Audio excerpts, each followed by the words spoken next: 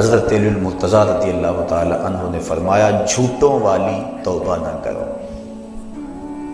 عرض کی کہ یہ جھوٹوں والی توبہ ہے؟ فرمایا ہاں، زبان سے استغفار پڑھنا لیکن استغفار دل میں نہ اترے۔ ایک حدیث شریف کے الفاظ ہیں التائب من الذنب کمن لا ذنب لہ والمستغفر من الذنب وہو مقیم علیہ کالمستہزی بربہ۔ گناہ سے توبہ کرنے والا ایسا ہے جس طرح اس نے گناہ کیا ہوا ہی نہیں، اور استغفار کرنے والا اور گناہ کے اوپر وہ جمع ہوا ہے لیکن گناہ نہیں چھوڑتا اور استغفار کیے جا رہا ہے، فرمایا وہ ایسا ہے جس طرح اپنے رب سے مذاق کر رہا ہے۔ تو توبہ کی حقیقت تو یہ ہے کہ انسان عزم مصمم کرے کہ دوبارہ میں یہ گناہ نہیں کروں گا۔ جس طرح تھنوں میں دودھ کو واپس کرنا مشکل ہوتا ہے، اس طرح اس کا گناہ کی طرف لوٹنا مشکل ہو۔ تو حضرت علی المرتضیٰ رضی اللہ تعالیٰ عنہ نے فرمایا کہ سچوں والی توبہ کر، جھوٹوں والی توبہ نہ کر۔ اس نے عرض کی حضور آپ بتائیں سچوں والی توبہ کیا ہے؟ تو حضرت علی المرتضیٰ رضی اللہ تعالیٰ عنہ نے فرمایا سچوں کی توبہ کی 6 شرائط ہیں۔ پہلی شرط یہ ہے کہ گناہ پر ندامت اختیار کی جائے، جو سابق گناہ کیے ہیں اس پہ شرمندگی ہو۔ اور ایک روایت میں آتا ہے حقیقت التوبۃ الندم، توبہ کی حقیقت شرمندگی ہی ہے۔ جب بندہ شرمندہ ہو جائے تو یہ توبہ کا روپ ہے اور یہ توبہ کا انداز ہے۔ تو کہا پہلی چیز سابقہ گناہوں سے توبہ کر۔ دوسری بات جو فرائض رہ گئے ہیں ان کی قضا کر۔ توبہ کرنے سے پچھلی نمازیں اور جو فرائض اور روزے رہ گئے ہیں وہ معاف نہیں ہو جاتے، بلکہ توبہ تو اس بات کی ہے کہ جو وقت پہ میں نہیں پڑھ سکا اے اللہ وہ مجھے معاف کر دے، آئندہ میں وعدہ کرتا ہوں کہ جو میرے ذمے قرض ہے میں اس کو ادا کروں گا، اور نمازیں روزے اور دیگر جو تیرے حقوق ہیں میں ان کو ادا کروں گا۔ تو فرائض جو رہ گئے ہیں ان کی قضا کریں۔ تیسری شرط کسی کا قرض دینا ہو تو اس کو ادا کریں۔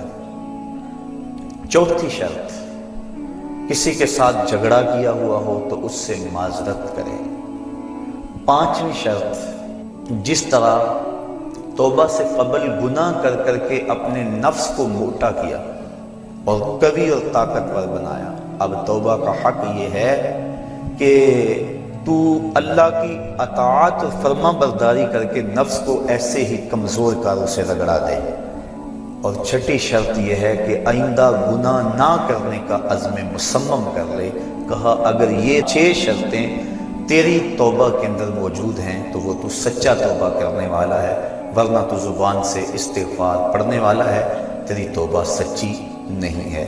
تو توبہ سچی یہی ہے کہ انسان خلوص کے ساتھ ان شرائط کے ساتھ اللہ کے حضور رجوع لائے، اور جب بندہ اللہ کے حضور رجوع لے آتا ہے تو پھر اس کے گناہ جتنے مرضی ہوں اللہ تعالیٰ معاف فرما دیتا ہے۔ گناہ کر بیٹھتا ہے اس کو ایک خوبصورت راستہ دیا گیا کہ اس نے جو بھی کیا ہے ہو گیا اس سے، اب اپنے دستے دعا کو اٹھائے اور اپنے مالک کے حضور حاضر ہو جائے، عرض کرے مالک نادانی اور جہالت کی وجہ سے مجھ سے یہ گناہ سرزد ہو گیا، میں تیری بارگاہ میں حاضر ہوں۔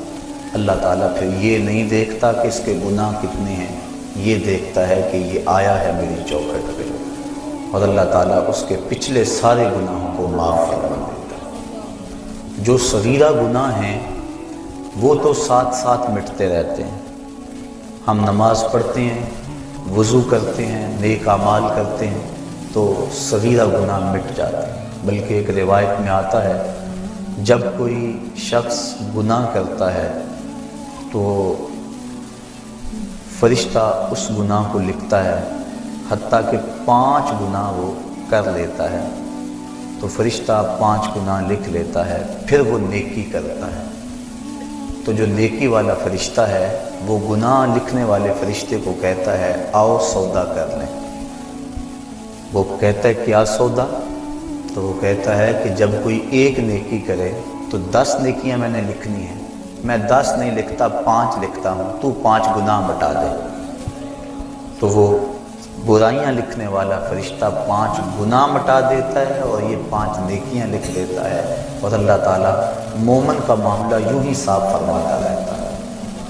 کتنی کرم نوازی ہے اپنے بندے پہ اس کی، اگر اس کے در پہ آئے اپنی جھولی پھیلائے، اس کے گناہ جتنے مرضی زیادہ ہوں، جس طرح کہ ایک شخص حضور کی خدمت میں حاضر ہوا تو اس نے کہا میں بہت بڑا گناہ گار ہوں، تو حضور فرمایا تیرے گناہ سمندر کی جھاگ سے بھی زیادہ ہیں؟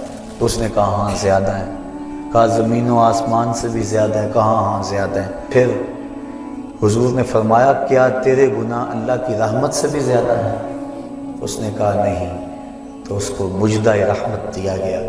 تو اس کی حضور اگر کوئی جھولی پھیلاتا ہوا آ جائے تو اس جھولی کو خالی نہیں رکھا جاتا، مالک کے در پہ آنے والا اس کی رحمتوں کا حقدار ٹھہرتا۔ ارشاد فرمایا یا ایھا الذین آمنوا توبوا الی اللہ توبۃ نصوحا، اے ایمان والو اللہ کے حضور توبہ کرو۔ کون سی توبہ؟ توبہ نصوحا۔ اب توبہ نصوحا کیا ہے؟ مفسرین کے اس پر 22-23 اقوال موجود ہیں، لیکن حضرت معاذ بن جبل رضی اللہ تعالی عنہ حضور رسالت مآب صلی اللہ علیہ وآلہ وسلم سے روایت کرتے ہیں کہ آقا کریم کی خدمت میں ایک شخص حاضر ہوا، اس نے عرض کی مت توبۃ النصوح، حضور توبۃ النصوح کیا ہے؟ تو آقا کریم علیہ السلام نے ارشاد فرمایا ان یندم العبد علی الذنب الذی اصاب فیعتذر الی اللہ تعالی ثم لا یعود الیہ کما لا یعود اللبن الی الدرع۔ فرمایا کہ توبہ نصوح یہ ہے کہ انسان جب گناہ کر بیٹھے تو اللہ کے حضور اس کی معذرت پیش کرے، اور دوبارہ گناہ کی طرف اس کے لیے پلٹنا اتنا ہی مشکل ہو جس طرح کے تھنوں سے نکلا ہوا دودھ واپس کرنا مشکل ہوتا ہے۔ تو اگر کسی شخص کی یہ کیفیت ہو جائے تو وہ توبۃ النصوح کے مقام پہ فائز المرام ہے۔